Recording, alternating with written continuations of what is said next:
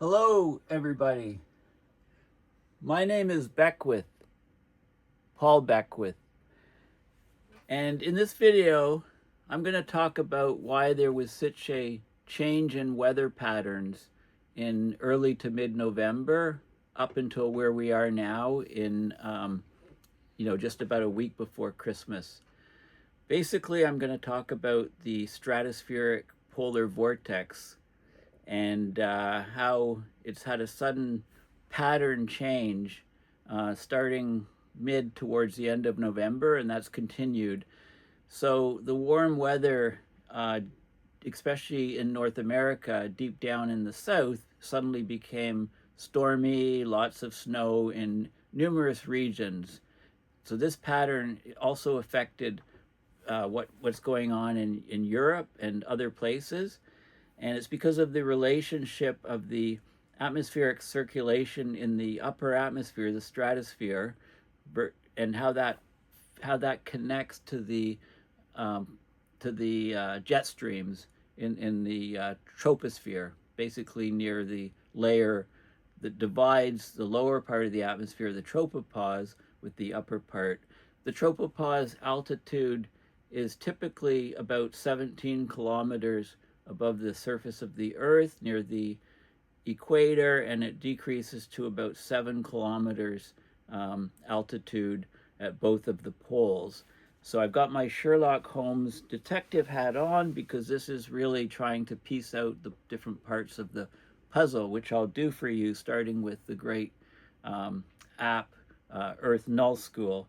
Before I go there, though, I've got my CO2 monitor on because it's been very, very cold. It's so cold that, I'm in an old house. The house is, I think it was built in 1911 or something. It's about 100 and, it's 115 years old. There are drafts. I mean, we had to replace windows and stuff, but when the air, when it's really cold outside, the air is extremely, it doesn't hold much moisture. So the humidity can be, decent when you're outside. But when that dry air comes in and is warm to your house temperature, it's extremely dry. It's like a barren desert dryness. So the bedroom, for example, is typically under 20% relative humidity, which makes it very uncomfortable for sleeping. Your lips dry out, your eyes are uncomfortable. It's just not very healthy. You might be sniffing and coughing because the humidity is just way too low, barren desert. So we have you close the doors and run a humidifier, and but also because of the air tightness of the house, you tend to have high CO2 levels. So this is the CO2 level right where I am right now. It just readjusted because I'm probably breathing on it. It's 2018 parts per million, so very, very, very, very high. You don't want to be, that's too high. I should open windows to ventilate and so on. But then that increases the dryness. So it's always a balance. But anyway, let's talk about the polar vortex, the stratospheric polar vortex. Atmospheric rivers which come up and break it apart and so on. Okay, so this is Earth Null School, and I'm looking at 10 hexapascals. I'm looking at high up in the stratosphere. If we were 250 hexapascals or millibar, you can see the jet stream convolutions and waviness there. This is where the jet stream is, at the top of the stratosphere, the bottom of the at the top of the troposphere, bottom of the stratosphere, right? The tropopause, it's called. But let's have a look at the polar vortex. So you can see the here's North America, the North Pole's here. So it's offset a little bit from the North Pole, but it's more or less circular. And this was back in November 6th. So let's now advance and just watch how this guy changes. So you can see day-to-day changes. And it's starting to open up more here and extend perhaps down a bit further. And look what's happening. Part of it is starting to go this direction. So instead of rotating counterclockwise, it's rotating clockwise in this sort of branch. And you can see that branch getting stronger. There's more energy going down there, and you get a nice loop here, counter-rotating loop. This is November 9th, and we'll just keep going. And you can see, you know, this structure getting more defined by November 11th. Okay, and look at this. So now you have two loops. So this is again, when you've got two loops, and if you look at the jet streams, look how wavy and convoluted they are. Very well defined, very sharp troughs bringing cold air down to certain regions, large whirls and loops breaking off from the main jet stream, a splitting and then reconnecting. So you're getting all kinds of fracturing and behavior of the jet stream when the polar vortex is in this configuration. And we'll just keep moving along here. Okay, so you can see, this is continuing on. Now let's see what happens. So we're getting, this is sort of mid-November, and that's what we'll see. You'll see how the changes are. Okay, so it is changing it's changing slowly day to day. This is getting towards the end of November 22nd here. Highly recommend you just open Earth Null School, set the height to 10 hexapascals. You can go here on the calendar and set November 6th, and you can study this yourself and see what's happening. Now look at this branch here, starting to extend far down into North America. It's still up in Canada mostly, but you can watch what happens as we proceed. Okay, so it's going down, it's going deeper, and very well defined loop here. And look, it's going there. It's right past the Great Lakes and the Canada-U.S. border. Okay, and still a lot of energy in the main loop. You can still have the secondary loop going on. We're getting, whoa, what happened there? Okay, well, you get activity going on, intensification. This is really strong winds up there. And now look what's happening. This part is so strong, it curves, but it starts extending further south. So that's what we'll see happening. So it's going further south. Look at this, it's going right down further south even more. And you can see, look, the bottom part here, as I scroll up through the date, we're still November 29th, and boom, look, it's going well into the US now, and we'll just keep going. So you can, if you're in Europe, you can look and see what it's doing there, how it's, and relate that to the weather you've been seeing. Look at this, very strong amounts of cold air descending down, and if you go and look at the jet stream again, you can see the jet streams are extending far down. So the cold air is coming down into this trough. This whole area is bitterly cold. And we'll just keep moving on back to 10 millibar stratosphere. Boom. Okay, so now we're December 1st, and it continues. Look how strong. Now this is really elongating here. This is quite circular, but very, very strong. So we've got a split polar vortex, counter-rotating, right? It's like gears meshing, wind coming this way, wind coming down. Okay, but this is clockwise, this is counterclockwise, and you can see it extending further down. Now, what you'll see this, people are mentioning in the news the stratospheric polar vortex, and they're saying that's why we're getting the cold weather. What they always don't do intentionally is say, well, this is messed up because of climate change, right? They leave that part out. So now we're into early December, December 4th, December 5th, December, and then we got a mild period for a while, early December, up where I am in Ottawa, and even down in the US, while, pretty mild. And you can see from here, well, the jet stream does extend down, but it's more broader. It's not a distinct trough where the cold air goes. The cold air can be stuck up here still. Let's move on. And then December 6th. Now look what's happening. Look at the extent of this. So very strong vortex here, and it starts to extend further down as we move through December. So look, it's jumping down here, jumping even every time I update, it goes further and further down, and this is what's happened.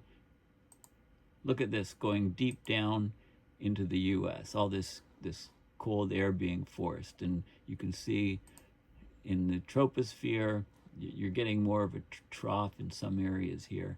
There's been some massive storms that I'll talk about in a minute as a result of this, but it's extending further down. This guy here, very sharp, very far into the US.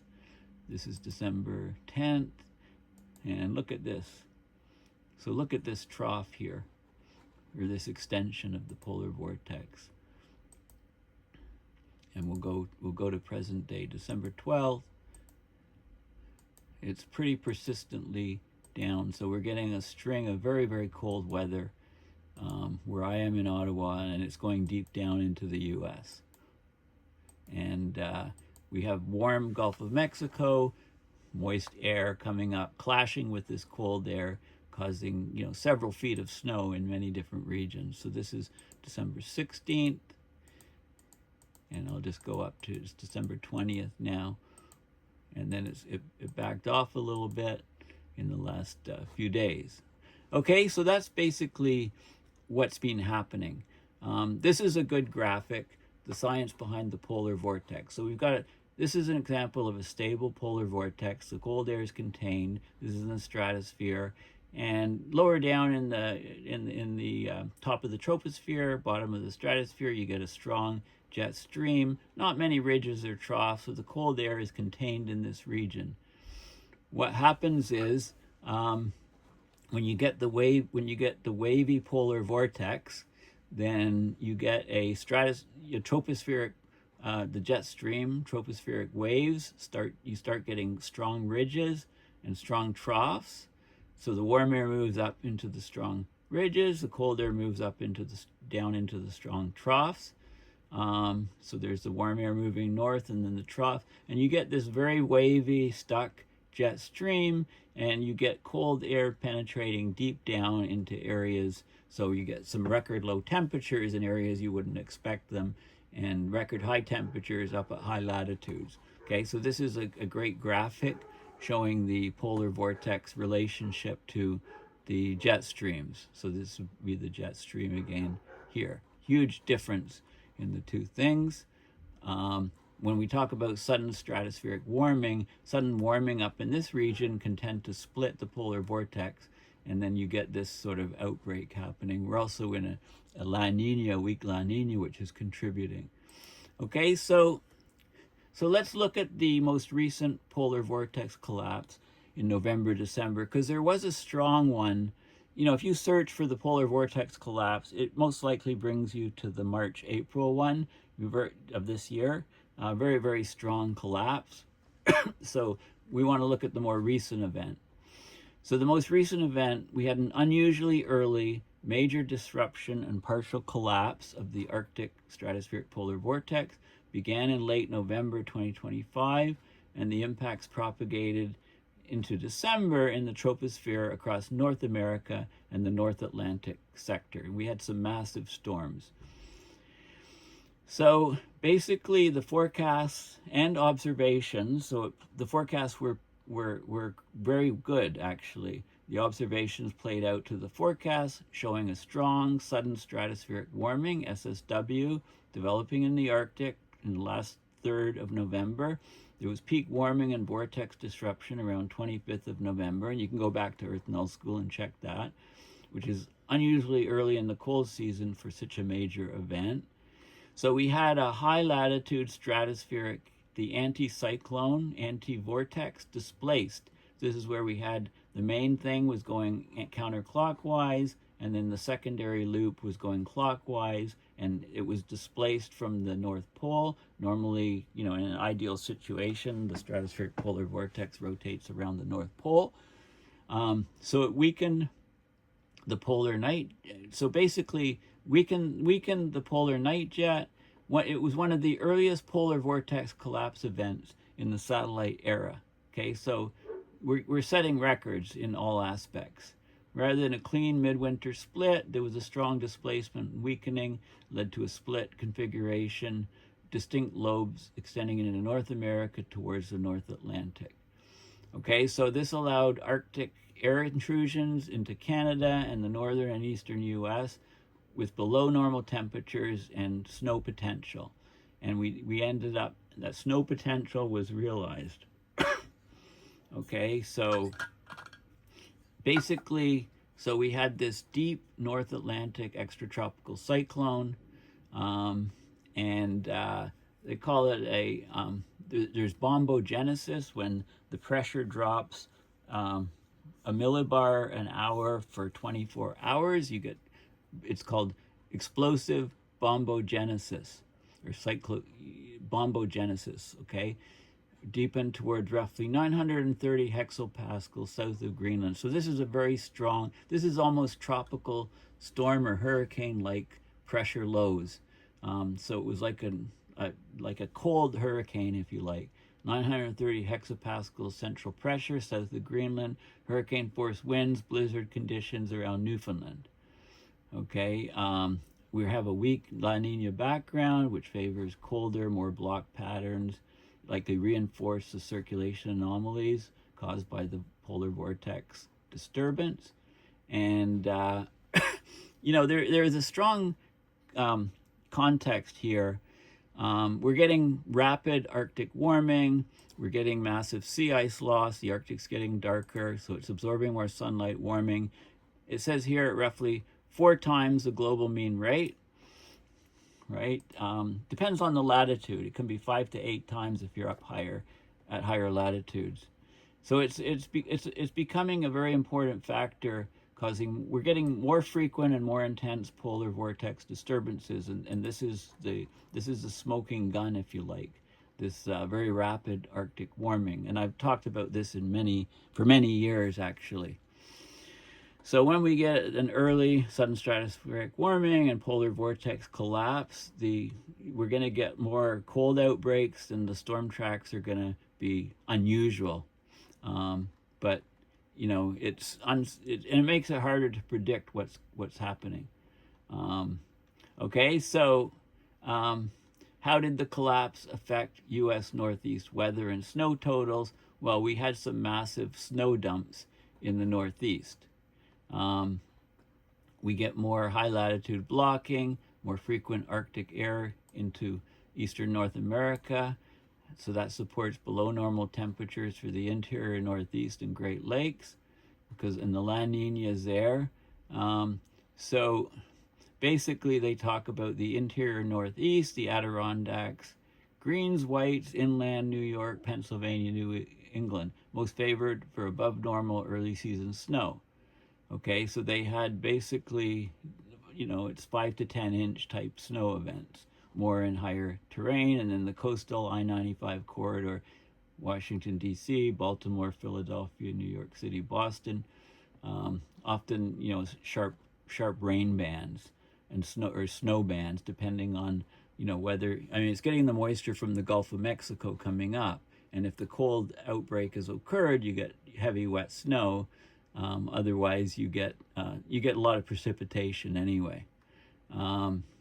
Okay, so that's the sort of key thing that's happening.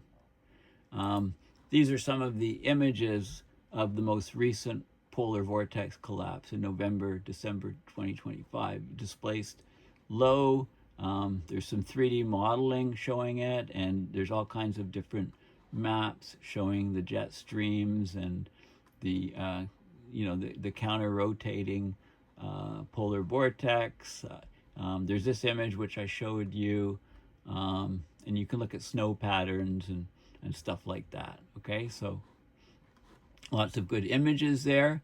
And then I'm going to look at some of these links, some of these references recent references. Okay, all the links are in the description. So Severe Weather Europe, they often have excellent blogs, excellent stuff. They talk about this intense nor'easter storm starting the meteorological winter, follows by the coldest air mass since February. So this was from November 30th, and they talk about the ongoing. So we had this storm back, end of November, beginning December, called Winter Storm Bellamy. It blanketed millions of people from Kansas to Michigan with about a foot of snow, and then it gradually weakened. So they basically, it met the criteria for bombogenesis, where very rapid decline in the atmospheric pressure, and there's videos and stuff. It shows the different outbreaks of cold and so on. Very impressive storm. So this is a good illustration. So what we had for Bellamy is we had a warm, moist air mass advected from the Gulf of America. So warm water here, lots of evaporation. This warm air mass moved up here, and we had the cold coming down, the Arctic cold mass coming down from the disrupted polar vortex caused waviness of the jet streams, and then that clashed with the warm air, and we had intense snowstorms in this region. So that's basically what was happening. And there's a video here which shows, I don't know, I guess I could play part of it here. Let's see so you can see the cold outbreak sweeping down here. And the dates up here.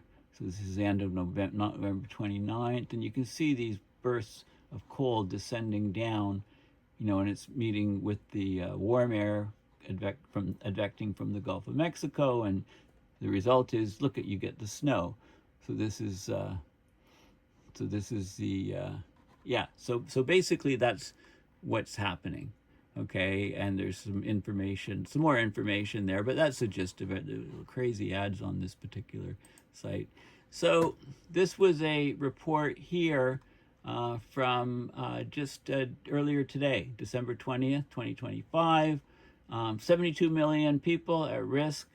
This is in the US, NBC News, at risk as strong winds and snow showers impact holiday weekend travel, right? People are traveling, Christmas holidays, Christmas next week, and it seems like every year there's some weather disruption that interrupts this. So there's lots of people, 90 to 100 mile an hour winds targeting the high plains region.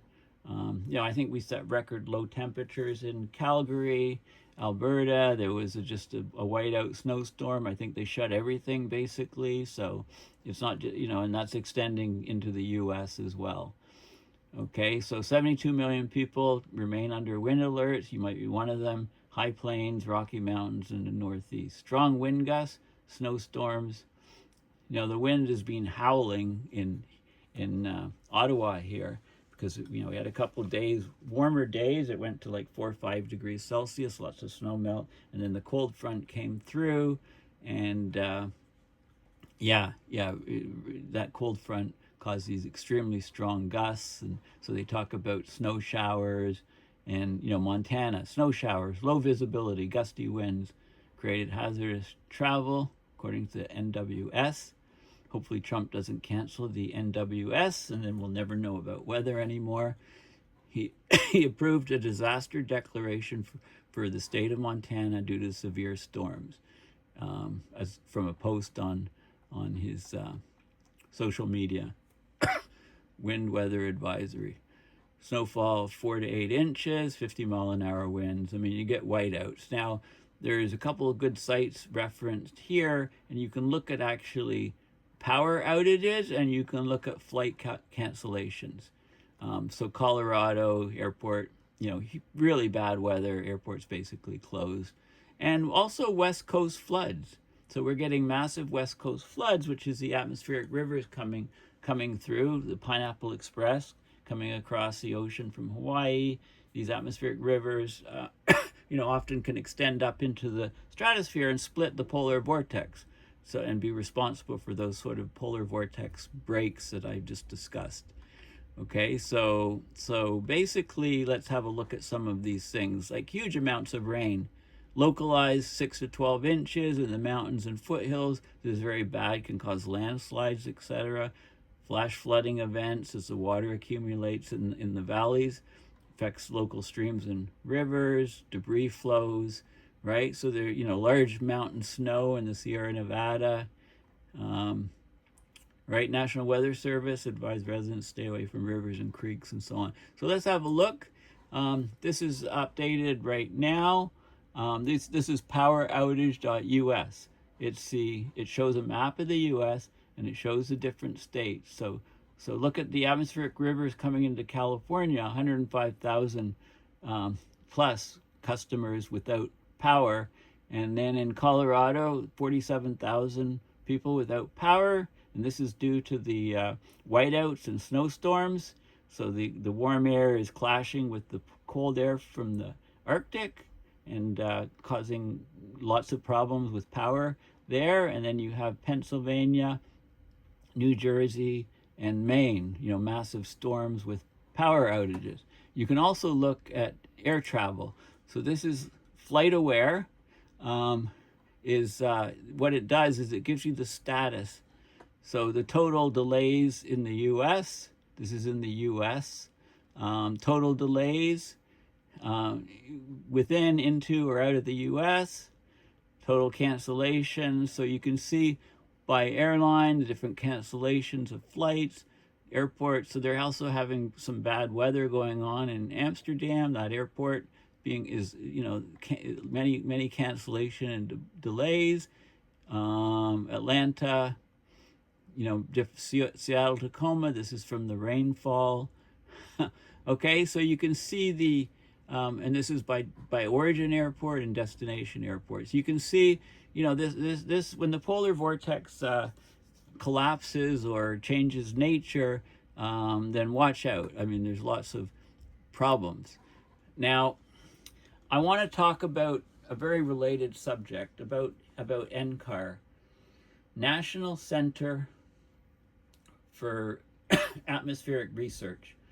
Okay, we need to know what's going on in the atmosphere for many, many reasons. So the problem is this site, the center in Boulder, Colorado, is going to be shut down with the loss of about 800 scientists and support personnel. Scientists are doing well. I'll tell you what the center does, and these are the guys that also run the Mauna Loa CO2 monitoring that's been going on.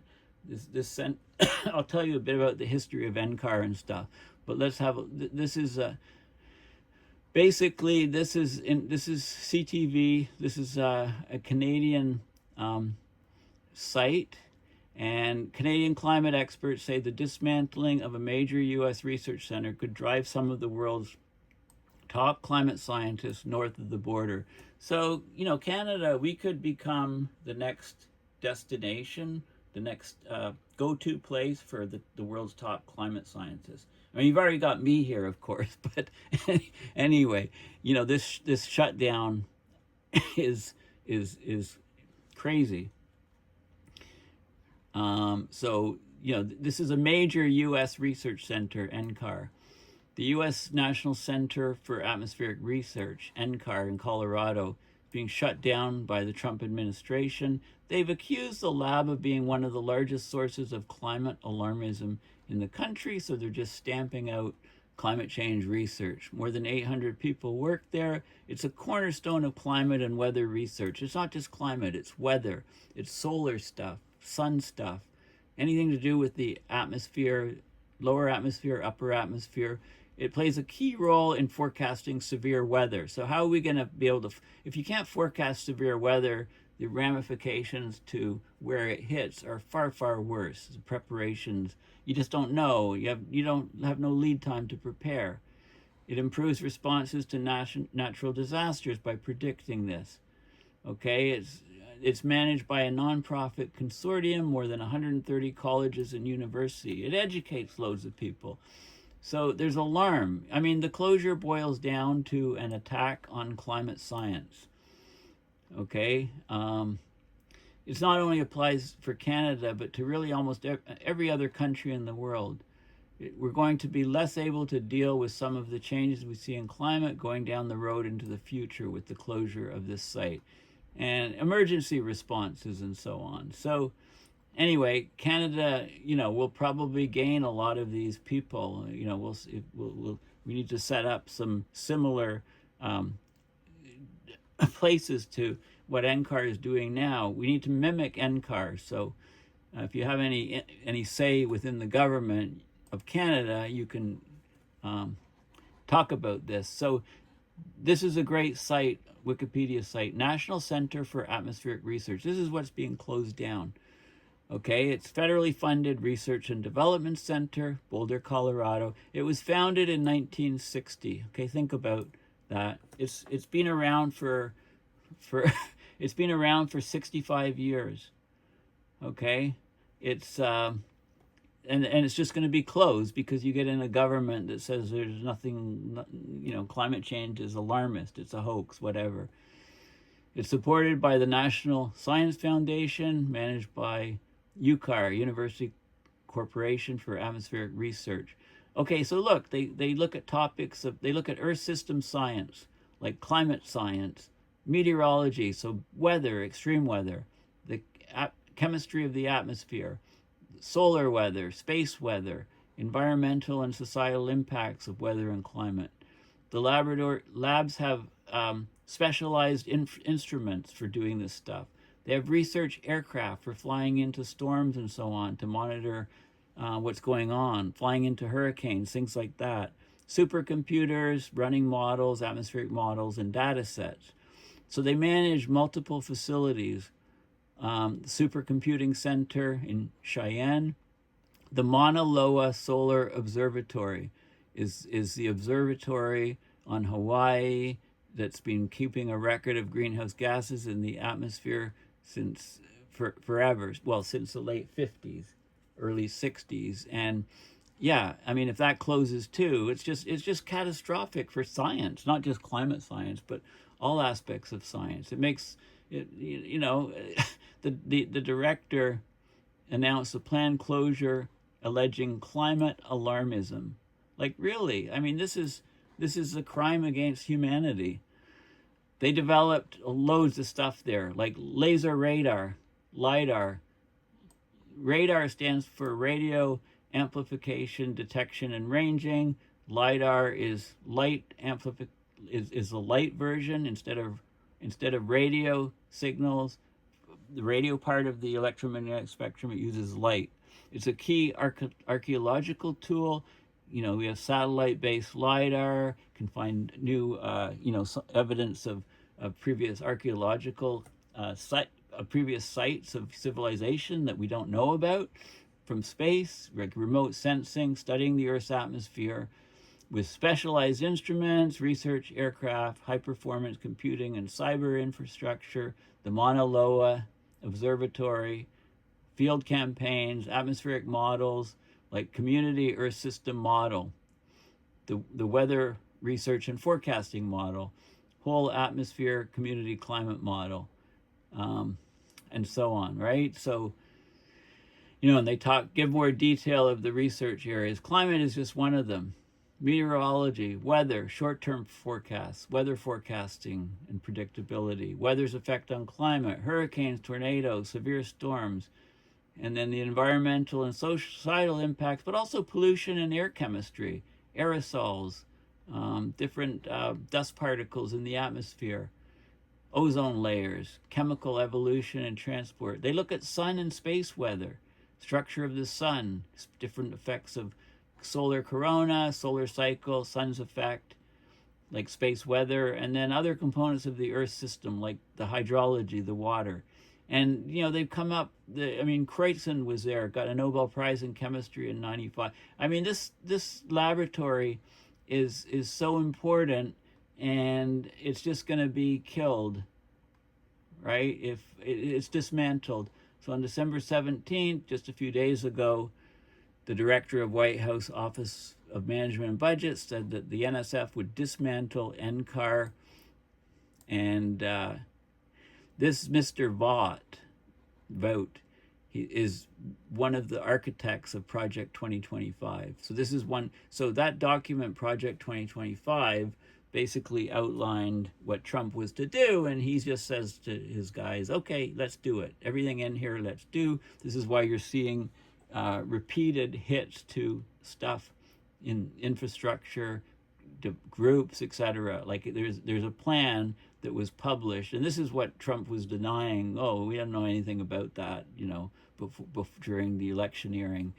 Anyway, yeah, this site is invaluable for research, and it's going to be, where is the U.S. going, losing all of this world-class research? Like, it's just crazy. Anyway, thank you for listening. Please go to my website, paulbeckwith.net, and donate to PayPal. And my friend Heidi has graciously just set up a GoFundMe to help support Paul's climate education initiatives. Okay, often when I go to the climate conferences, the COPs, there's a GoFundMe to offset airfare and accommodation, but I didn't attend Brazil this year. So, donations to my PayPal are way down. So this is sort of a year-end, early New Year initiative to try to get some funding so that I can continue the work that I'm doing.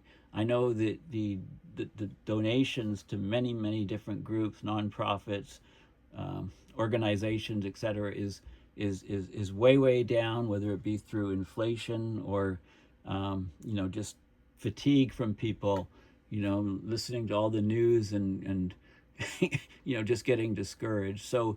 So basically, it has a little blurb about me here. My creation of entertaining and hopefully comprehensive videos on climate science, abrupt climate change, meteorology, oceanography, and earth sciences. And so it talks about, some of my other work with on different podcasts and different groups. And, I'm just asking for year-end support from people that, if you watch tons of my videos, maybe kick over just a few bucks to get this GoFundMe going. So, I definitely have to figure out a way to keep doing the work that I'm doing, but it just doesn't pay bills right now. It's just so I have to change something. So anyway, please consider donating. The link. I'll put the link also. The link in the description of the video. So thanks again for listening, and bye for now.